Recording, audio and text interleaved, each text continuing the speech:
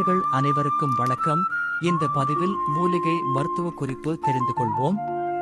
பயனுள்ள குறிப்புகள் மற்றும் சமையல் சார்ந்த குறிப்புகள், இயற்கை வளங்கள் போன்ற பதிவுகளை நான் பதிவு செய்கிறேன்.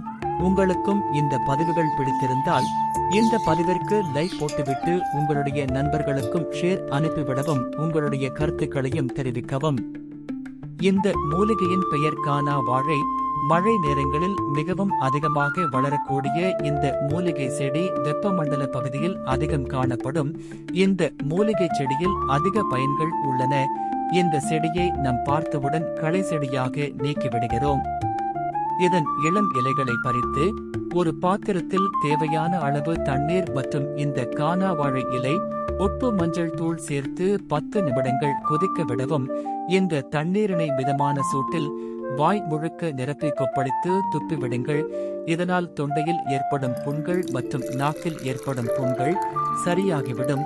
தினமும் 3 நாட்கள் இதேபோல் காலை மாலை இந்த மூலிகை தண்ணீரை கொப்பளித்து வந்தால் உங்களுடைய தொண்டைப்புண் மற்றும் நாக்கில் ஏற்பட்ட புண்களுக்கு நல்ல தீர்வாக இருக்கும். இந்த இலையினால் எந்த சைடு எஃபெக்டும் இல்லை. இதனால் தாராளமாக நீங்கள் இதை செய்யலாம். இந்த பதிவு உங்களுக்கும் பிடிக்கும் என்று நம்புகிறேன். நன்றி நண்பர்களே.